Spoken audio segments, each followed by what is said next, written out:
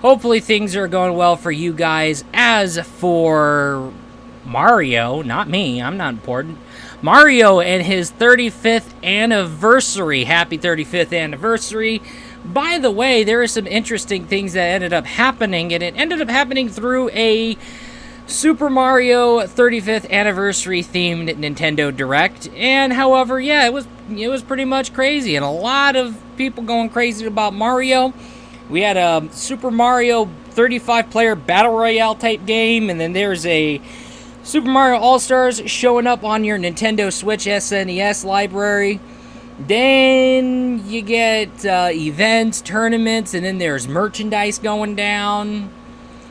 And there's that, oh right, there's that one crazy thing like the Mario Kart Live Home Circuit, where you have like a remote control with a camera on it, and it's like an augmented reality Mario Kart, and it's like, holy shit, that's crazy.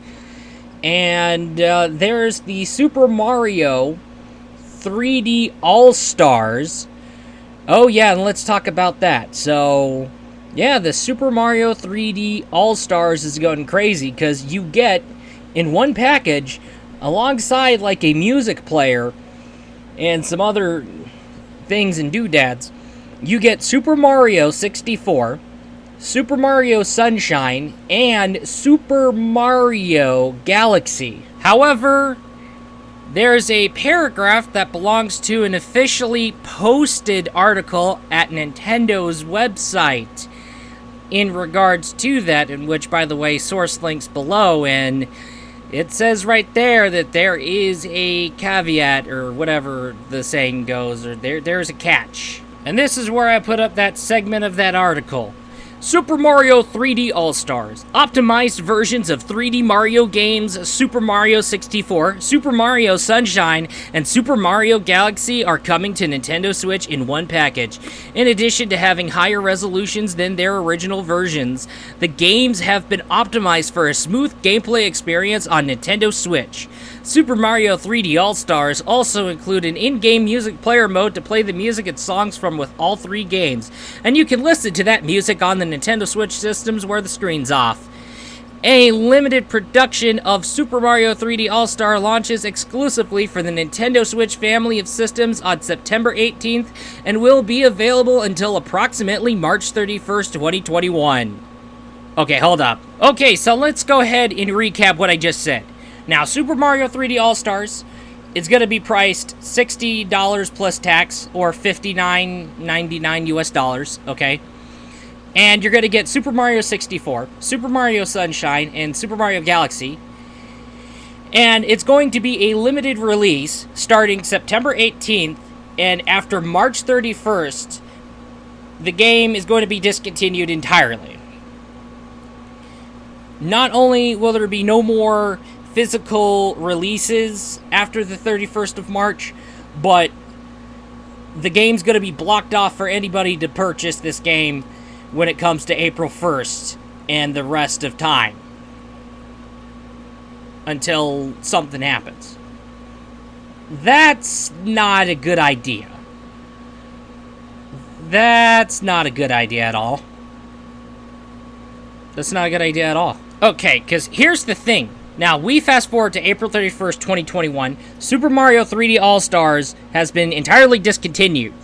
Alright, not only are physical copies are discontinued, but the game is just completely blocked off from purchase on the eShop because, hey, people had till the 18th of September till March the 31st to download that game. But guess what? April 1st hit, and now they have blocked digital copy purchases off for Super Mario 3D All-Stars. And no more physical runs for Super Mario 3D All. Okay. Because here's the thing, and here's the issue. We fast forward to April 31st, 2021. We're going to see that game, physical copies are going to run you at $100 or more. $100 US or more. And why? Because scalpers are going to have a fucking field day with this.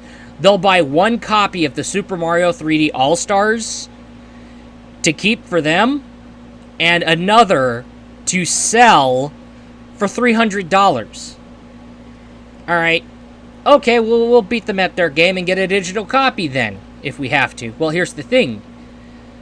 Guess what? Digital copy owners are going to be high targets, with the hunters being the cyber criminals and the digital copy owners being the damn prey. See where this is becoming more and more of a terrible idea?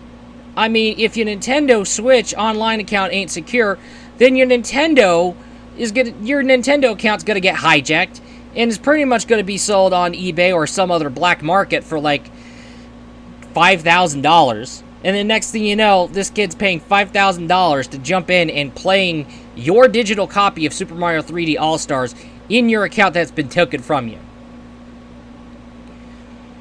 You see the issue about that? Like, and you're not coming out like a Super Nintendo Mini or an NES Mini, okay?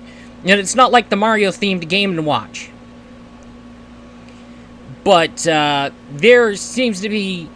We're talking about a Nintendo Switch game that's going to be put on a cart and download digitally. Okay, and really, to be honest with you here, the Mario name just sells a lot. Mario is a bestseller, and even though best-selling, or even though stagnating, people are going to still go crazy over Mario, or they're going to get something Mario-themed. They're going to touch on Mario-themed stuff. So you are still going to make money off the Mario stuff. And if you're still going to make money off Mario stuff, you're still going to make money if you continue to basically sell Super Mario 3D All-Stars on the Nintendo Switch's current run, alright? Or then you can have a next-gen Nintendo Switch be coming out of the blue, and then Nintendo Switch next-gen be backwards compatible with Nintendo Switch carts.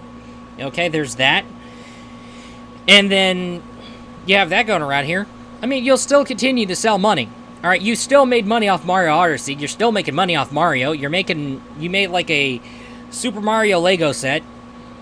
I mean, Mario is a highly profitable, but why would you go and make the 3D All-Stars a limited run, both physically and digitally? Hopefully, that wouldn't be the case for digital copies of Super Mario 3D All-Stars, and hopefully, but apparently from what's been worded on that Nintendo Direct, because I did see that Nintendo Direct, and everybody's like thrown off and confused by that limited run idea, so this is just not a good idea at all. This is not a smart move. They have it in their head, and they think it's a good idea to basically, okay, we call it a limited run, and people are going to go ahead and flock to this and get this hold.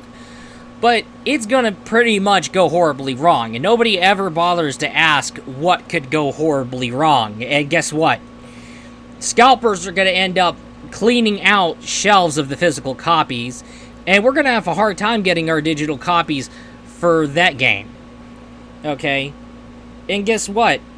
You might... Really, if you want to be the safest motherfucker of them all, if you want to be the most safe motherfucker of them all, you would buy the physical copy, the physical retail copy of Super Mario 3D All-Stars. Now, hopefully there is at least some of the situation on that limited run section that I've pretty much misheard. Hopefully.